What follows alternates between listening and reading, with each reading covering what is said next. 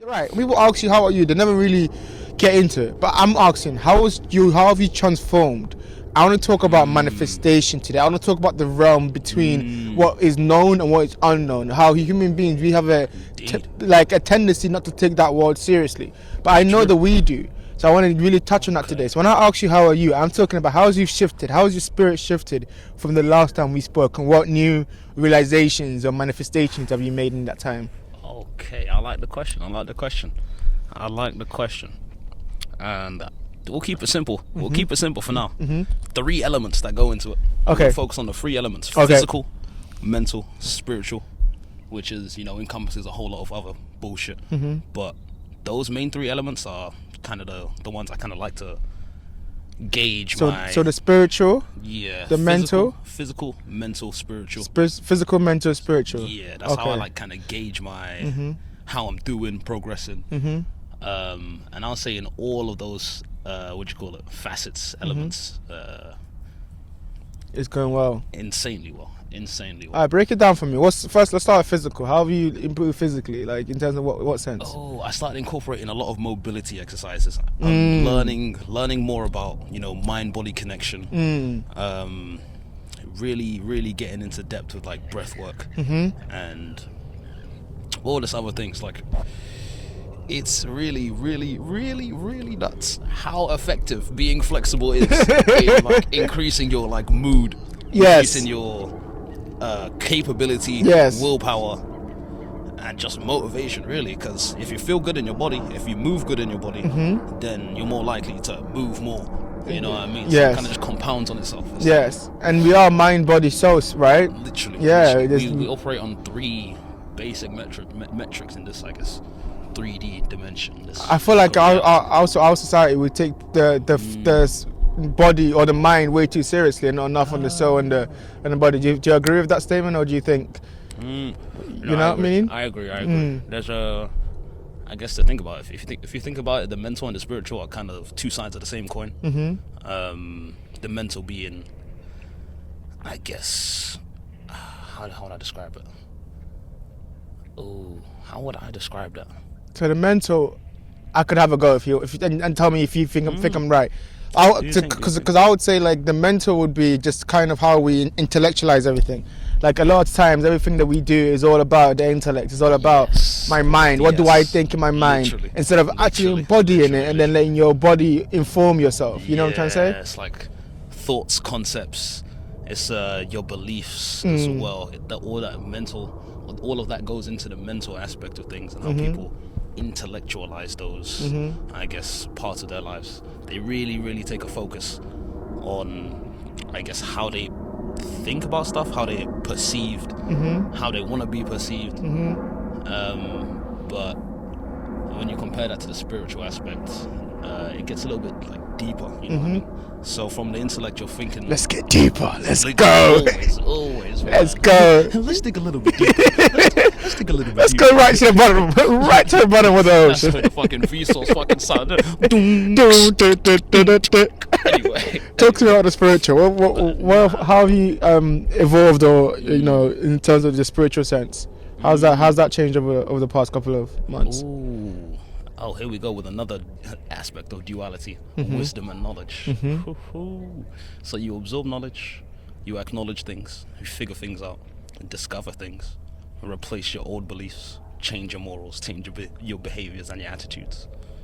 And then once you've learned all of that stuff, you then begin to use that stuff, trying to deepen your understanding of what you've learned, and then apply it to your life, which is the wisdom. That's where the wisdom comes from. What's an example of that? So what's an example of something you've absorbed and tried to implement in your life over the past couple of months? It could be spiritual, it could be physical, it could be mental, but something you've noticed. Breath work, 100% breath work. 100% breath work. Explain what breath work is to me.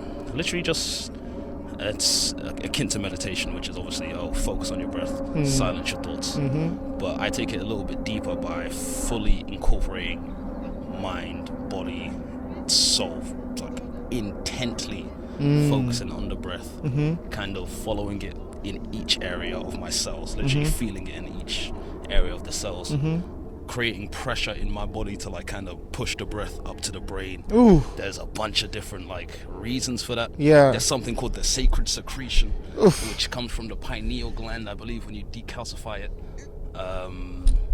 Maybe not the pineal gland. Sorry. Yeah, I wanted to hear this part. I wanted to hear this part. I think it's got something to do with like the sacrum, the pineal gland, and the claustrum, which is I guess two glands in your brain. Yes. The pineal gland and the claustrum, two glands in your brain, which kind of bounce this sacred secretion, which I think emits from the base of the spine, travels up to the brain, and then kind of like pings around the pineal and the claustrum, goes back down, and it's like that whole aspect is like the basis for a stupid amount of fucking things. The Santa Claus motherfucking going up and down the chimney. Yes. Jesus Christ, the 33 vertebrae, he died at 33. Yes. Jacob's ladder, how you rise from the bottom, climb the ladder to the top to reach God. Yes.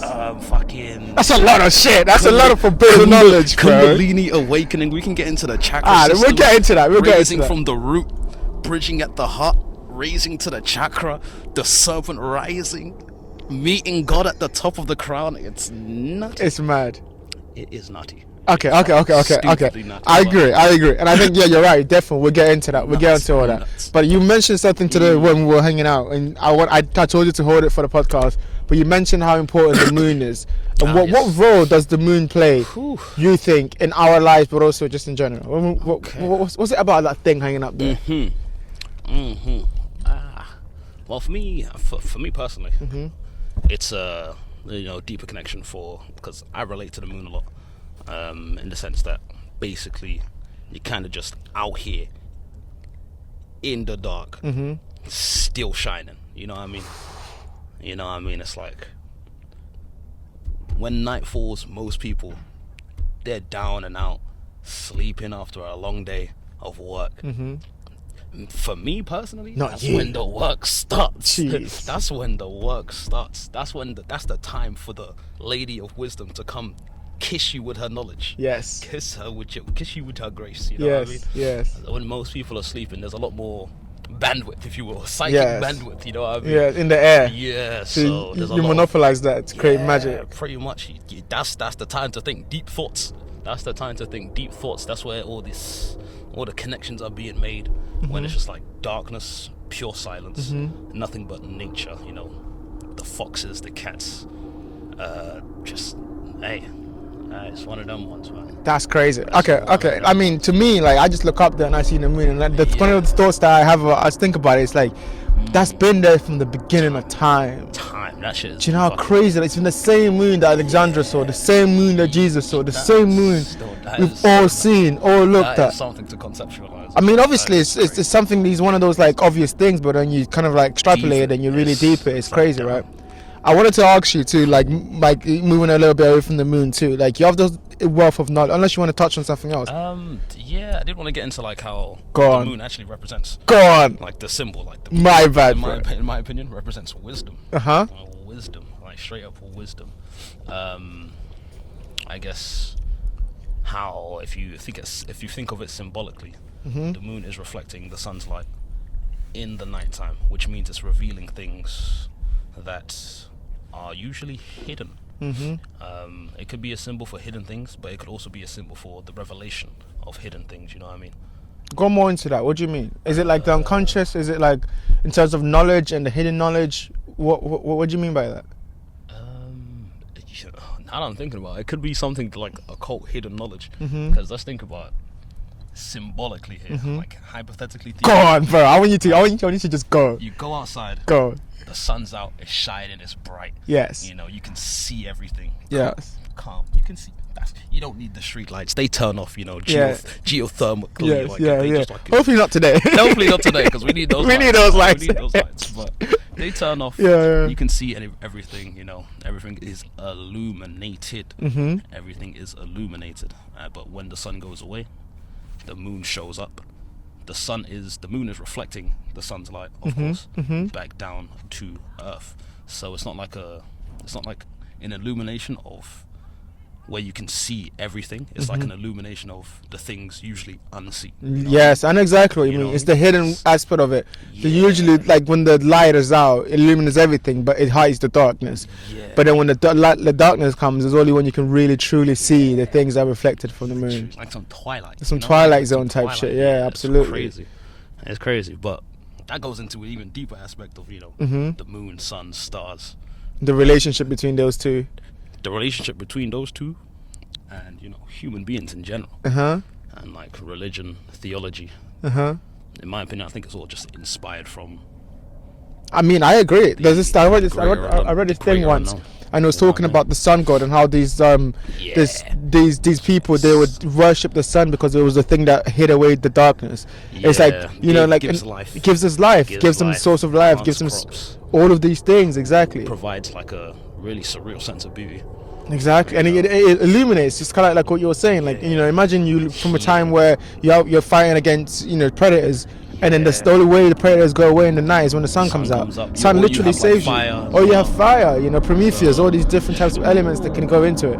But okay, cool, bro. Okay, let's bring it back. Let's bring it back. We got a little bit far out. We did. We're okay, but they're probably like, what's going on? These guys are yapping right now, huh? Let's start from the beginning. Let's provide them some context. I wanted to just go on like, how did you? What led you to understanding or even seeking out occult knowledge or hidden knowledge, or the kind of like, what would you even call it? The type of knowledge that you're based into.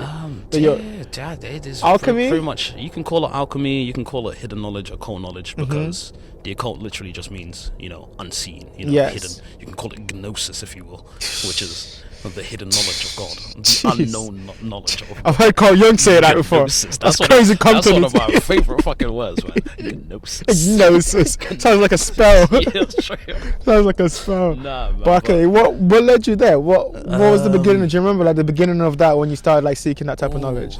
I did. Like, I was thinking about this a few months ago, a couple weeks ago as well. Like, how did I actually get on this fucking journey? Like, what the fuck is going on? I found myself in some next fairy tale fucking La La Land. Yes.